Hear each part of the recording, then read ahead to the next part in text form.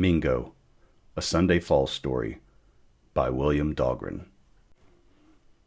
Mingo was about to give up and reel his line in. He reached down and grabbed the Schlitz can between his flip-flopped feet, shook it to see if there was any left, and downed the last swallow of warm beer. He tossed the empty can on the bank with the others, shielded his eyes, and looked out at the brownish water. The little spherical red and white bobber floated up and down on the surface of the still river. The sun was almost directly overhead. Almost lunchtime, he thought. If he didn't catch a fish, he'd have to find someone to mooch a meal off of.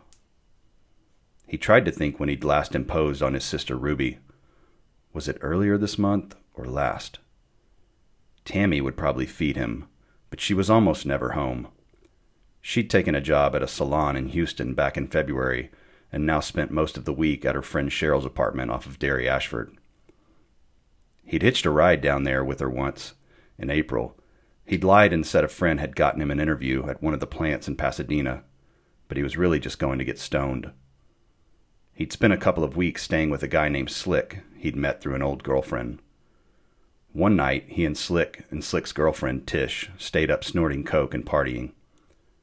After a bunch of beers and a bunch of dope, Slick had gone in the backyard to piss. When he came back, he found Mingo on top of a half-naked Tish and had run him off with an axe, promising to kill him if he ever came back. Mingo had hitchhiked back to Sunday Falls, tail tucked between his legs, and spent the next month on his grandmother's couch until his cousin, Esmeralda, sent her shithead husband Johnny over to tell him he had to leave. He was trying to remember what day it was when the rod jumped in his hand. It almost slipped out of his loose grip, but he managed to hold on to the cork hand grip as he stumbled out of the mesh-backed folding chair and to his feet. The red and white bobber was nowhere in sight, and the pole was arched over, the tip nearly touching the surface of the muddy water. The sand shifted as he tried to set his feet against the tug of the fish, and one foot slid out of a black and green flip-flop. Mingo barely noticed the loss of the shoe as he fought to reel the fish in, but the next step brought a sharp pain that made him cry out and drop the rod. Despite the pain, he found himself in the water, desperately groping for the pole. The pain was located in the arch of his right foot, so he tried to stay on his toes and not put weight on it, but the beer and the slight current in the water unbalanced him, and he lurched sideways, planting the foot and coming down hard on whatever it was that had embedded itself there. Mingo screamed, dropped the pole again, and fell backward into shallow water. Eventually, he scooched up out of the water and onto the wet, sandy bank and lifted his foot up to try to see what he'd stepped on. His vision was blurry from all of the beers and the pain, but the treble hook sticking out of the arch of his foot was unmistakable. Mingo cursed whomever had been so careless, not realizing it was his own hook, and then started to think about how he was going to walk out of there with his foot in the shape it was in. He looked around for his flip-flop, saw it floating about 30 feet away in the river, and cursed again. His foot was bleeding, and his head had begun to hurt. His long black hair was soaked, either from sweat or river water, or both, and strands of it hung down in his face.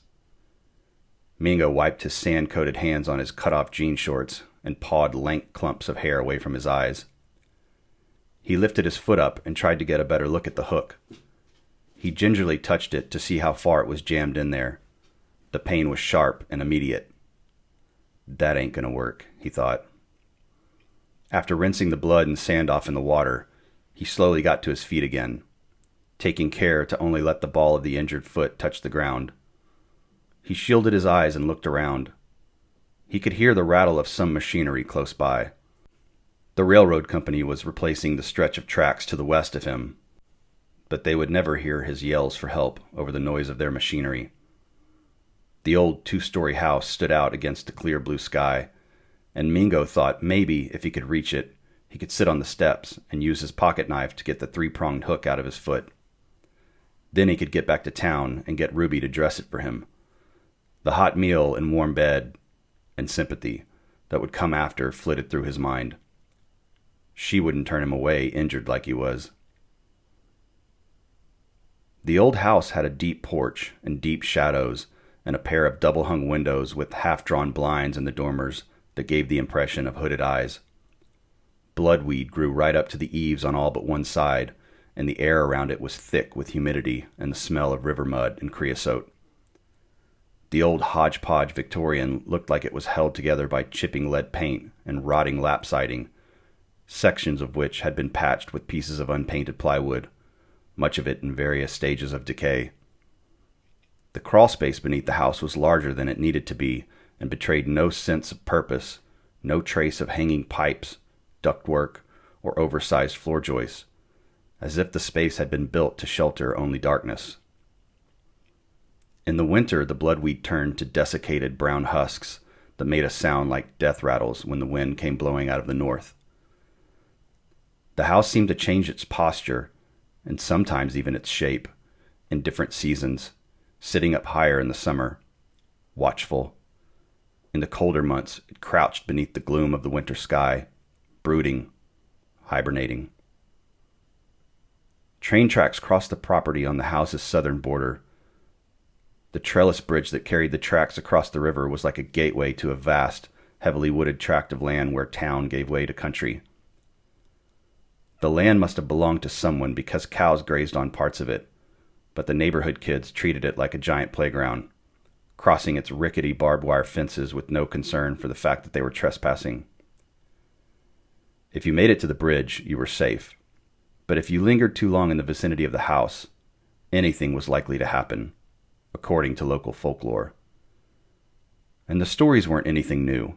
Mingo had heard them from his cousins and uncles when he was a kid. Hell, he'd told some of them himself, embellishing them along the way to try to frighten his younger cousins. Some said a black dog haunted the place and would grab kids who came too close and drag them under the porch. The kids were never heard from again, the story went. But the most common tale involved an old man that supposedly lived in the house. Witnesses claimed to have seen him rocking in a chair deep within the shadows of the front porch in the late afternoon. Some claimed he was faceless. Others said that no one had ever seen his face, just hints of his shape obscured by a ubiquitous shadow. The more lurid stories connected the man, once again, with the disappearance of train riders and children. Though when Mingo thought about it, he couldn't remember reading any stories in the paper about anyone going missing, let alone local kids. As an adult, Mingo knew the truth was more boring. The house was simply abandoned and used occasionally as a way station for hobos, and probably more often as a place for local teens to drink beer and have sex. For Mingo, at the moment, it was simply a place to get out of the sun and figure out his next move. A piece of smooth driftwood lay about 10 feet away from his tackle box. Mingo limped over to it, slowly bent down and picked it up. He leaned on the stick, taking the majority of the weight off his hurt foot. He surveyed the scene. A pile of Schlitz cans lay on the bank, along with his tackle box, a paper sack that he'd carried the Schlitz and worms in, and his mom's lawn chair. There was no way he would carry the stuff back with him. He just hoped it would be there when he came back to get it. With the train tracks torn up, the steady stream of vagrants and drifters had stopped. He figured that gave him a better chance no one would find his stuff before he could come back for it. The first few feet were the hardest, but after that, he got used to walking on the ball of his foot and began to pick up the pace. The house's deep porch was in view, and Mingo hurried along as best he could, eager to reach its relative safety. But the ground was uneven there where mud had dried and cracked into puzzle pieces, and before long, Mingo tripped on one of the cupped pieces of mud and fell to the ground, writhing in pain. The porch was about 30 feet away, but Mingo wasn't sure he could get the hook out at this point. When he'd lost his balance in the river, he'd stepped down hard again onto the treble hook, and he was sure he'd driven the barbs farther into his foot. Movement in one of the second-story windows of the house caught his eye. "Hey! Hey! Is somebody there? Help!" Mingo lay on his side, clutching his foot and watching the darkened house for help to emerge. Nothing moved, and the only sounds he heard were the sounds of the railway workers clattering away in the distance. After about another 5 minutes of lying on the ground, Mingo began to crawl the final stretch on his hands and knees. When he reached the porch, he had to crawl up the steps until he finally collapsed onto his side again. But now the pain in the arch of his foot was nearly unbearable. Mingo doubted whether he had the nerve to pull the hook out. He dimly wondered again if maybe someone was at home in the old house, but he knew the place was abandoned, had been since he was a kid. He rolled over to one side and sat up. The world wobbled a bit as he got used to being upright again. His knife was in his right pocket, and Mingo had to lean back on his elbow to reach into his cut-off jeans and fish it out. The knife looked small in the palm of his hand, smaller than he remembered. It was silver. A relief image of a deer and other wildlife was carved into the handle. Mingo squinted at the images. The knife had been his brother's. Paul had been the golden boy of the family. He'd gotten a full ride to Rice on a baseball scholarship in 1969, but was drafted the next year. When he was discharged in late 1973, he came back to Sunday Falls with plans to pick up where he left off and pursue a degree in engineering. But he fell ill shortly after returning, and by the summer of '74 was bedridden. He'd withered away to almost nothing by the fall of 1975, and was in a grave by early '76. He never saw a college campus. The knife was the only thing Mingo had left of his brother. He wondered where Paul would be now if he had lived. What would he be doing? Would he be married? Have kids? Mingo wondered. Sunlight glinted off the blade. Mingo gently tested the treble hook again, winced at the sharp pain, and wondered how he would get up the nerve to cut the thing out of his own foot. He closed the knife and leaned back on his elbows again, stared up at the porch ceiling. He looked out at the train tracks that crossed the deserted property, then west toward Back Street and the bus station a couple 100 yards away. There was no way he'd manage to walk that far, and he definitely wasn't going to crawl that far on his hands and knees. The ground between the house and the bus station was littered with the shards of hundreds of Coke bottles that kids had hurled from the train bridge above him to the south. Mingo thought about all the times his big brother had been the braver of the two of them. All of the times Paul had told him that things would work out, to have faith, to not give up. All of the times Paul had dragged Mingo across the finish line through sheer force of will. He had been strong enough for both of them. Mingo wondered what his big brother would say now. He shook his head, tried to clear some of the fog and drowsiness from the 12-pack of beer he'd drank that morning. He knew what Paul would say. He knew what Paul would do if he were there. Mingo opened the knife again. He wondered how sharp the blade was. He tried to remember the last time he'd sharpened it himself. Had he ever? There weren't very many things he could think of that he had done since his older brother had gone away to fight in Vietnam.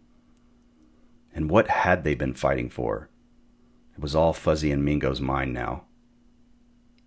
Mostly what he'd done was spend a lot of time on a stool at Jack's, and when his welcome had run out there, at one of the other beer joints on the edge of town. Self-reflection wasn't something Mingo made a habit of, and especially not when he was drinking. If he'd been the self-reflected type, he might even recognize that he drank to avoid self-reflection.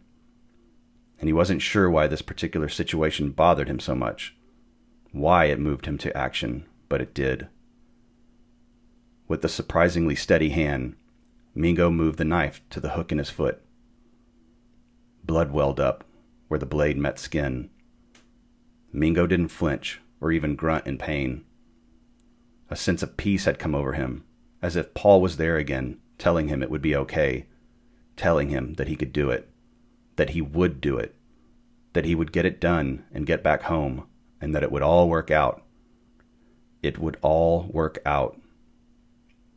And for the briefest of moments before the black thing descended on him and took him far, far away, an image of a new life formed in Mingo's mind like a scene from a movie.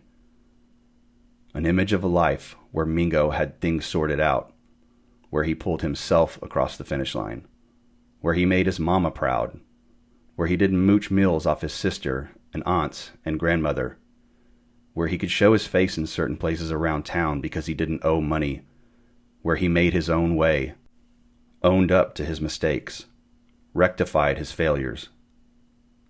And then, without even a whimper, Mingo was gone. Thanks for checking out this Pew Presents production.